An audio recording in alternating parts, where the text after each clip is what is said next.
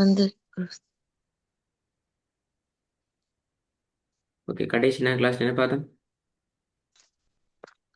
அல் குரானை ஓதும் உஸ்தாத், அல் குரானை ஓதுவதற்கான அடிப்படையானவை. குட்.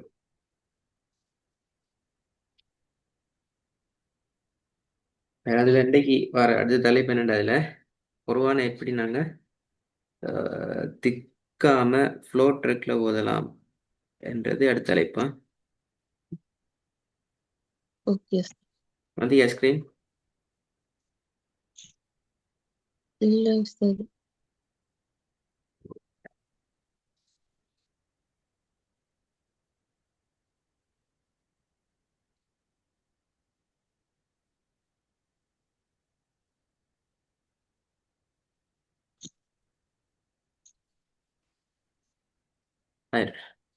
குர்ஆனை ஓதுறதுல எங்களுக்கு 3 விஷயமான உறுப்புகள் தொழிற்படும், ஃபங்க்ஷன் ஆகும். ரைட். முதலாவது ஆமா உஸ்தாத். முதலாவது எங்கட கண்.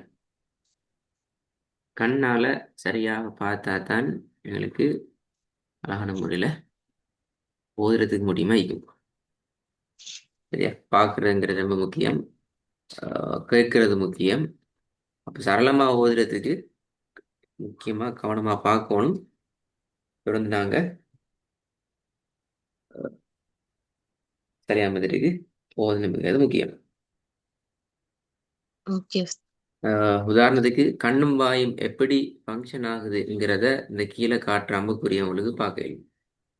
இந்த வகையில் தொழிற்படுது என்றதுக்கு உள்ள வேறுபாடு, வித்தியாசங்கள் என்ன அப்படிங்கிறத பார்க்கறதுக்கு. இதில் நீங்கள் பார்த்தீங்க என்றால் கண் கொஞ்சம் முன்னாடி போக அது தொடர்ந்து வாய் என்ன செய்யும்? ப்ராக்டிஸ் பண்ணி கொண்டு வரணும். கண் தான் மூலம் அதை பார்க்கணும். கண்ணால் சரியாக பார்க்கறது தான் எங்களோட உச்சரிப்புக்கூடிய பிரதானமான காரணமாக இருக்கும். ஓகே உஸ்தாத்.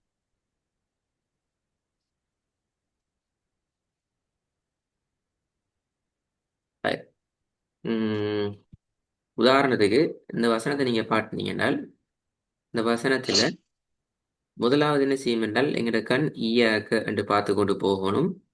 எங்களோட வாய் அதை தொடர்ந்து ப்ராக்டிஸ் பண்ணி கொண்டு வரணும். ஏதாவது ஒரு இடத்துல நீங்கள் ஸ்ட்ரக் ஆகினீங்கன்னா ப்ராப்ளம் வந்துடும். ஓதல் அந்த ஃப்ளோ ட்ரக் வந்து ஓடப்பட்டு போயிடும். ஓகே. ம். சரி, இதில் முக்கியமாக நான் இன்றைக்கு பார்க்குற விஷயங்கள் தான். உண்மையில் கண்ணால் ஓதுறது ஃபாஸ்ட்டா அல்லது வாயால் ஓதுறது ஃபாஸ்ட்டா என்று நாங்கள் பார்த்தோம் என்றால் எது ஃபாஸ்ட்? ரெண்டுமே கண்ணால வேணும் உஸ்தாத். கண்ணால ஓதுறது தான் ஃபாஸ்ட். அதனாலதான் முதல்ல பார்த்தேன். கண்ணால ஓதுறதுங்கிறது சரி. தான் ஃபாஸ்ட். ஏன்னால் கண்ணால ஓத போக்குள்ள எங்களோட வாய் அசையாது. கண்ணால ஃபாஸ்ட்டாக ஓதிக்கொண்டு போகலாம். சரி. ஓகே. ம். அப்போ எங்களுக்கு நாங்கள் ஒரு வேலை செய்யணும் என்றால் எங்களோட ஓதல்ல எப்போதும் எங்களோட உச்சரிப்பு வாயால் ஓதுற ஸ்டைலுக்கு தானே அந்த வேகத்துக்கு எங்களோட கண்ணால் பார்த்து ஓதுறத கண்ட்ரோல் பண்ணணும். ஓகே.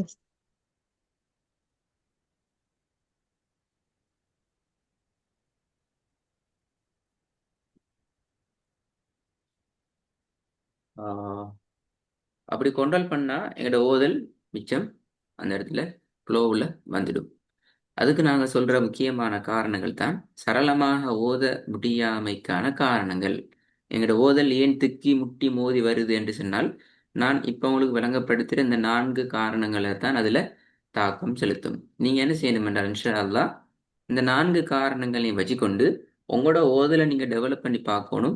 ஏதாவது இடங்களில் நாங்கள் முட்டி மோதுறோமா, எங்களோட ஓதல் திக்குதா, முட்டுதா, மோதுதா, எங்கே சரி இஷ்யூ ஆகுதாங்கிறத நாங்கள் பார்க்க வேண்டியது. முதலாவது விஷயம், இவை இரண்டும் ஒன்றை ஒன்று முந்துதல். எது ரெண்டும்?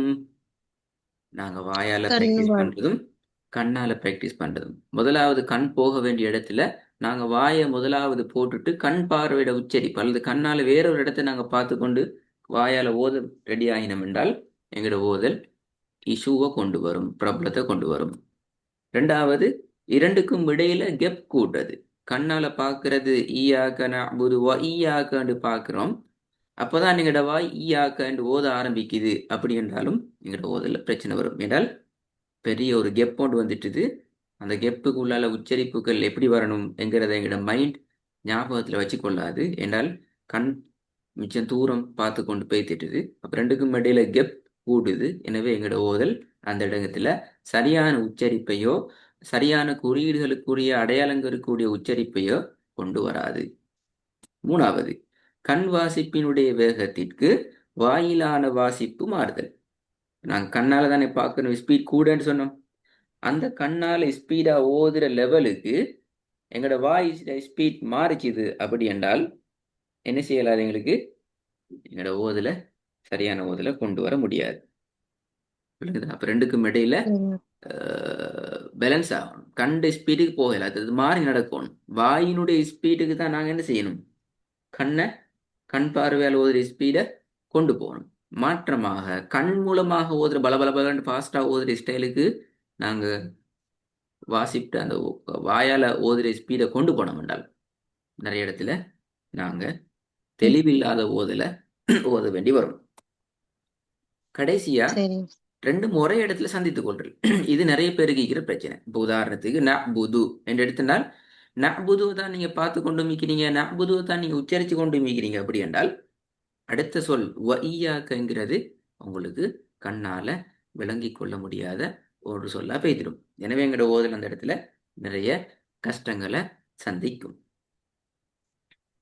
அப்ப நஅ்புது என்றதை பார்த்துட்டு வாவை நாங்க பார்க்கணும். நஅ்புதுன்னு உச்சரிக்கணும், வாவை பார்த்துட்டு பேசிடணும். அல்லது எங்களோட ஓதல் இஷ்யூவாகும்.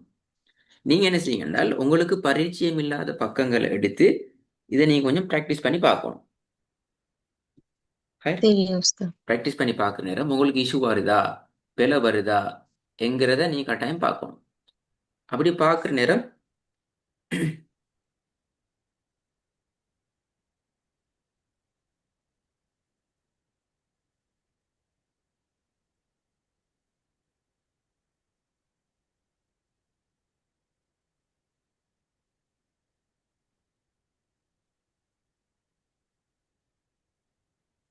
நீங்க என்ன செய்யுங்கள், அறிமுகம் இல்லாத பக்கம் ஒன்று எடுத்து அதை கொஞ்சம் ப்ராக்டிஸ் பண்ணி பார்க்கணும். இதுல எந்த இடத்துல நீங்க மாற்றுறீங்களோ அது உங்களோட பிரச்சனை, அதுல தான் நீங்க இஷ்யூ ஆகிக்கிறீங்கிறத நீங்க அடையாளப்படுத்தணும். அதுக்கப்புறம் நீங்க அதை உங்கள்கிட்ட இருந்து திருத்திக் கொள்ளணும். சரி உஸ்தாத். இன்ஷா அல்லாஹ் நாங்கள் இதோட எங்கட உங்களுக்கு ஓதுறதுக்கு முன்னால் உங்களோட சொல்ல வேண்டிய விஷயங்கள் எல்லாத்தையும் நாங்களோட டிஸ்கஸ் பண்ணிட்டோம். நாங்கள் நேரடியாக பாருங்க, வசனத்தில் இறுதியில் ஓத வரக்கூடிய சிக்கல்களை பார்த்துட்டோம். நீட்டுதல் தொடர்பான அடிப்படைகள், பேசிக்கலி ராகம் வரணும் என்ற விஷயத்தை உங்களோட சொல்லி தந்துட்டோம். வசனம் உண்ட எப்படி நாங்கள் திக்காம ஓதலாம், ஃப்ளோ ட்ரெக்கில் ஓதணும், அதுக்கான கைடன்ஸையும் உங்களுக்கு நாங்கள் இன்றைக்கி டிஸ்கஸ் பண்ணிக்கிறோம். இதுக்கு பின்னால் எங்களுக்கு இருக்கிறது ஓதுற ட்ரெக்குக்கு நாங்கள் போகிற பாட்டு. இதில் எங்களுக்கு 13 சாப்டர்கள் இருக்குது. இன்ஷா அல்லாஹ் இது அலிஃபிலிருந்து ஆரம்பிக்கப்பட்டு கயினுடைய பாடத்தில் முடியும். ஒவ்வொன்றும் ஒவ்வொரு பகுதியாக வரக்கூடியது. நாங்கள் இன்ஷா அல்லாஹ் இதை தனித்தனியாக பார்க்கறதுக்கு இருக்கிறோம்.